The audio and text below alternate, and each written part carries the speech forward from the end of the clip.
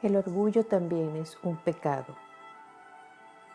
Del libro Hechos que prueban, de Amalia Domingo Soler. No hace muchos días que vino a verme mi amiga Alicia. Espíritu para mí muy simpático. Es una mujer distinguida, de porte verdaderamente aristocrático, de educación esmeradísima, de vastísima instrucción, espiritista convencida, que lee con gran aprovechamiento todo cuanto se escribe sobre espiritismo, traduciendo y comentando sus mejores obras, sin que su verdadero nombre salga a relucir.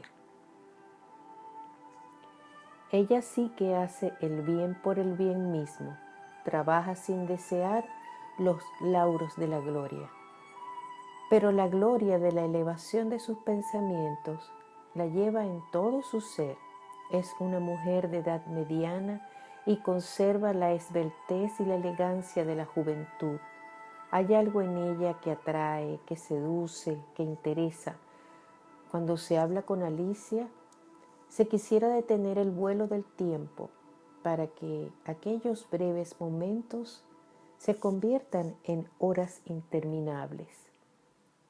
Casada y madre, se debe toda a su familia, que no tiene sus ideales, y ella, prudente y reservada, oculta el valioso tesoro de sus creencias y evita altercados con sus deudos.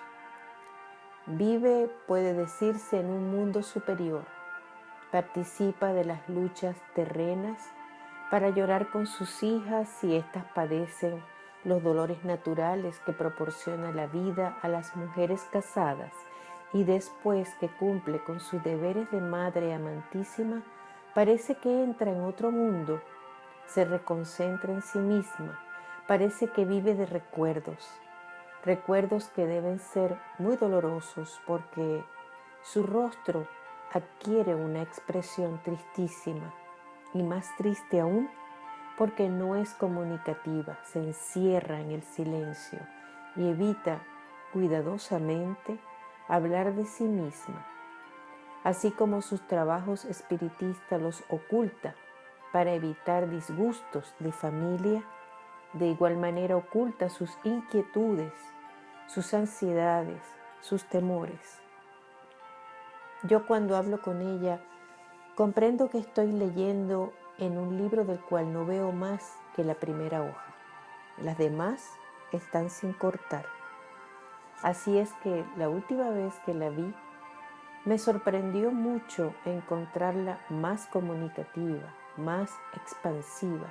Aquel espíritu superior descendía de su alto pedestal, se humanizaba, acortaba las distancias que indudablemente existen entre ella y la generalidad de los mortales. Y al advertir tal cambio, mi alegría no tuvo límites y se la demostré diciendo: no sé qué noto en ti, pero te encuentro más cariñosa, más cerca de mí. Indudablemente. ¿No ves que el dolor es el gran demócrata del universo? Los que sufren se entienden fácilmente, como decía Campoamor. Tú hace tiempo que sufres. Yo en estos últimos años también he sufrido grandes reveses y por ley de afinidad me pongo al habla contigo, como dicen los marinos, a ver si tú me puedes aclarar lo que yo no alcanzo a ver. Ya sé que estás en muy buenas relaciones con los espíritus, que estos te cuentan muchas historias, y yo deseo que una vez más contesten a mis preguntas, no para satisfacer mi curiosidad, sino para estudiar uno de los capítulos de la historia humana. Ya sabes que te quiero, que te admiro, que te veo y veo en ti dos seres distintos. Aunque hay uno solo verdadero, que adivino tus pesares, y por prestarte consuelo yo haré cuanto me sea posible. Lo sé, tu espíritu y el mío se conocen hace tiempo, y aunque por esta vez nuestro destino nos separa, no importa, Las almas no necesitan el roce de los cuerpos para entenderse, para quererse y para prestarse señalados servicios. Ermitaños seríamos si las humanidades que pueblan los mundos no pudieran comunicarse unas con otras a través de distancias inmensas. Pero vamos al asunto que me ocupa. Creo que ya sabes que me quedé viuda. Sí, lo supe. Y si no lo supiera, los negros crespones que te envuelven me lo hubieran indicado. Pero no te dirán mis negras galas del modo que murió mi marido, quien murió de la muerte más horrible que tú no puedes imaginar. ¿De qué murió? De hambre. Jesús, qué horror. ¿Tenía algún cáncer en el estómago que le impedía alimentarse? No. Estaba muy bueno y muy sano. Sabía cuidarse como pocos hombres. Su ciencia médica le servía admirablemente para no padecer dolores físicos. Pero un dolor moral le hizo olvidar todos los métodos higiénicos. Se entregó en brazos de una muda obstinación y su vida fue extinguiéndose como se extingue la luz de una lámpara a la cual le falta el aceite necesario. Dolor inmenso sería el que sufrió porque, según tengo entendido, no era tu esposo hombre dado a las sensiblerías. No, ciertamente. Era bueno, pero adusto. Su mundo era la ciencia, su familia, sus innumerables enfermos y sus únicos goces. Devolver la vista a los ciegos. Por centenares se cuentan los ciegos que él ha curado en todas las clases sociales. Lo mismo atendía a los más pobres que a los más ricos. Las operaciones más difíciles jamás las encargaba a sus ayudantes, como hacen la generalidad de los médicos en la consulta gratuita. Él no. Donde veía más peligro, allí estaba él. Tanto le daba que fuera el leproso repugnante como un enfermo aristocrático, limpio y perfumado. La ciencia, según él decía, es la igualdad en acción. Para ella no hay clases y el verdadero médico es el gran demócrata, el gran nivelador. Él responde a todos los llamamientos, así lo hacía mi marido. Jamás se hizo el sordo cuando le llamaron los afligidos. Qué bien debe estar en el espacio.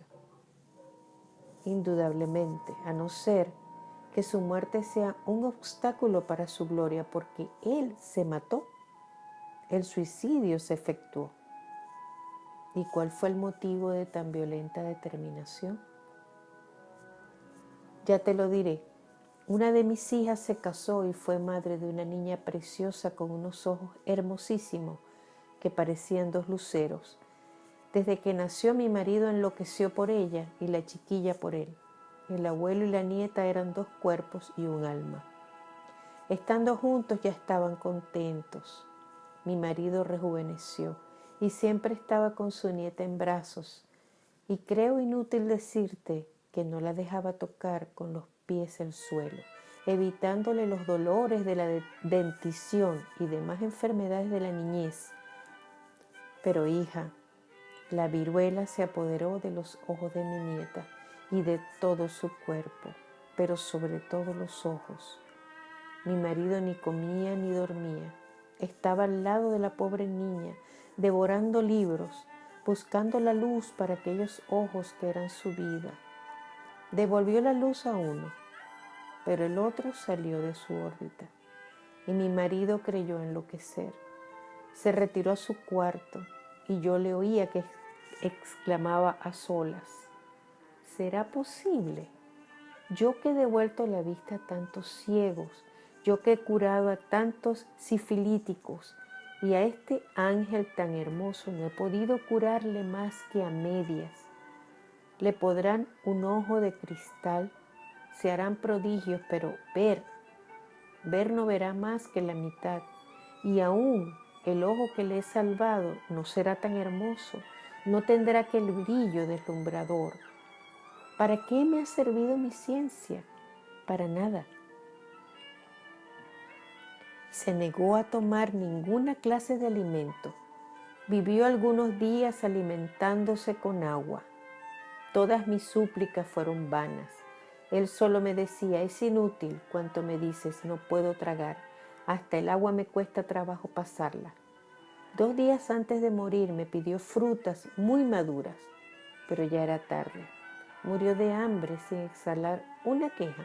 Solo decía entre dientes: cuando de nada se sirve, se deja el sitio para otro. Ahora bien, ¿qué lazo le unía a su nieta?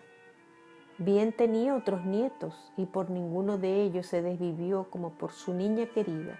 Si puedes preguntar al padre Germán qué historia tienen esos 2 espíritus, porque morir de dolor, como murió mi marido, un hombre tan serio, tan grave, tan entregado a la ciencia, causa muy poderoso, le debe haber impulsado a sucumbir tan trágicamente. Yo te prometo que aprovecharé la primera oportunidad para complacerte. Cumplí mi palabra, preguntando al padre Germán lo que deseaba saber Alicia, y el espíritu me contestó lo siguiente: justo es el deseo que os impulsa a las 2 y motivo de estudio será lo que yo te diré. Escucha con la mayor atención. El hombre que ha muerto de hambre, al que llamaremos Raúl, y su nieta, son 2 espíritus que hace muchos siglos que caminan juntos, han estado unidos por todos los lazos terrenales y en sus últimas existencias han sido amigos inseparables, mejor dicho, maestro y discípulo. Porque Raúl hace luengos siglos que se ocupa en curar a los enfermos, y la que hoy se fue, que era su nieta, ha sido anteriormente su discípulo más aventajado, su ayudante más práctico. Tenía fama, casi tanto como su maestro. Los 2 eran inseparables. El uno complementaba al otro. Tanta suerte tenían en sus curaciones que llegaron a enorgullecerse el maestro y el discípulo, porque eran realmente infalibles en sus juicios médicos. Sus palabras eran proféticas, nunca se equivocaban, ni asegurando bienes ni presintiendo males en la gente. Y se llegaron a persuadir de tal modo de su infalibilidad que no se contentaron con seguir las huellas de otros sabios doctores, sino que inventaron nuevos métodos y procedimientos especialísimos. Para mayor seguridad en sus experimentos, no se contentaban con hacer ensayos en diversos animales, como es costumbre inmemorial, para ver el resultado que producen los sueros y otras inyecciones hipodérmicas, sino que en los hospitales y en los asilos de infancia hacían sus ensayos en infelices niños sin familia. Los unos morían, los otros se salvaban, y los 2 sabios no sentían el menor remordimiento por la muerte de aquellos inocentes. ¿Qué era la muerte de un niño sin familia ante el bien que aquel ensayo reportaría a la humanidad? Y además del bien producido, la fama universal que aquellos 2 sabios médicos alcanzaban de día en día les llenaba de orgullo.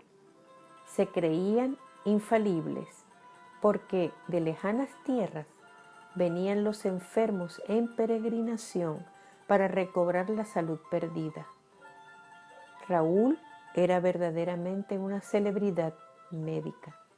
Su discípulo no se separaba de él un instante y, cosa rara, no envidiaba a su maestro, como estaban unidos hacía tantos siglos por íntimos y legítimos amores.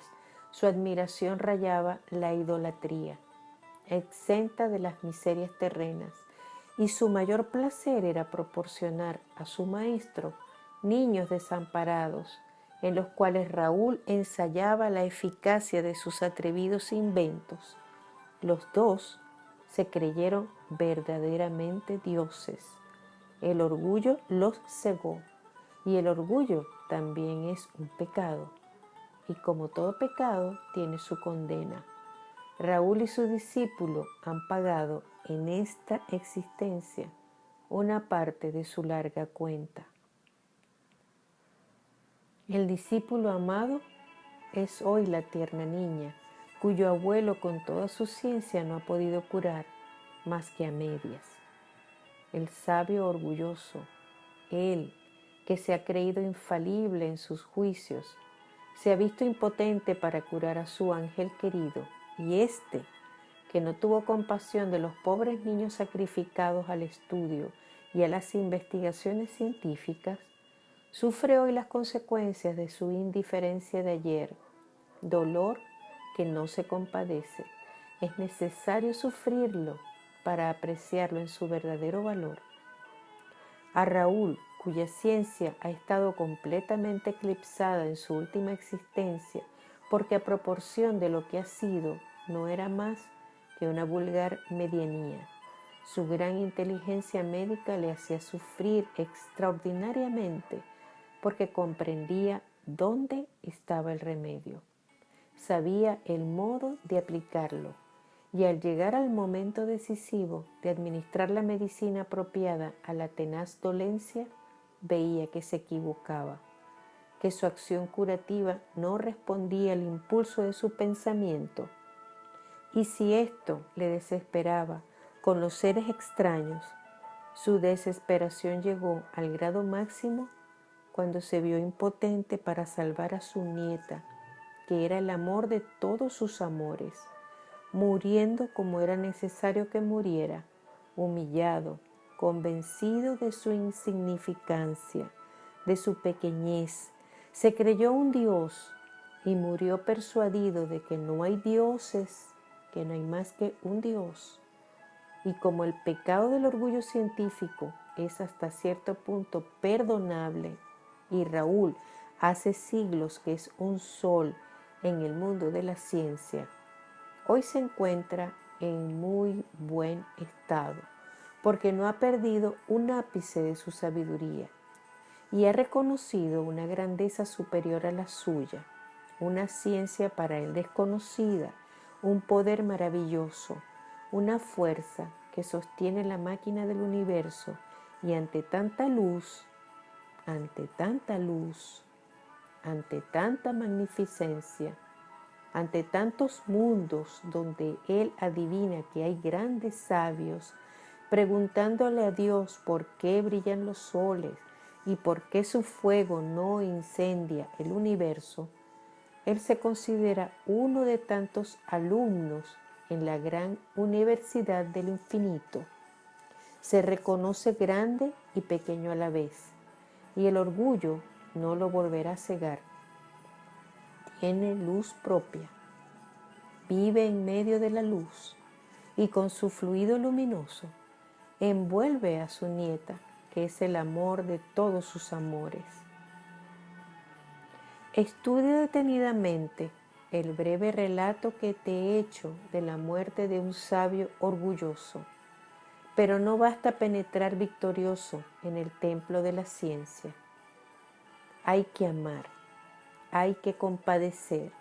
No se puede menospreciar al paria de la sociedad, porque aquel ser abandonado tiene un espíritu quizás más adelantado que el que se cree infalible por su sabiduría. Y en el mero hecho de nacer, hay que considerar que viene a la tierra a cumplir una misión, sea esta de gran importancia o insignificante. Todo hombre merece respeto, y hay que esforzarse en protegerlo y en amarle. La ciencia, que no desciende hasta el desamparado, llega un día en que recibe el castigo merecido, como habéis visto en el sabio Raúl. Adiós. Tiene razón el espíritu al decir que es digno de profundo estudio el relato de la muerte de un hombre que un día se creyó un dios y tampoco llegó a valorar a su organismo, que dejó de alimentarlo convencido que su estancia en la tierra era completamente inútil. Fatal aberración. Aún podría haber hecho mucho bien, aún su ciencia hubiera difundido el consuelo, pero se creyó dueño de sí mismo y dispuso de su vida ignorando que cometía un crimen porque ha negado sus beneficios a muchos enfermos. Cuán necesario es conocer la vida de ultratumba. Si Raúl lo hubiera conocido, no se hubiese entregado a la desesperación destruyendo su organismo. Antes, al contrario, hubiera redoblado sus esfuerzos para dar luz a los ciegos, ya que sabía lo que se sufre ante una desgracia irremediable. Solo el estudio del espiritismo nos hará grandes en medio del dolor, porque sabiendo que vivimos eternamente, haremos lo posible para ser hoy mejores que ayer y ser mañana grandes benefactores de la humanidad.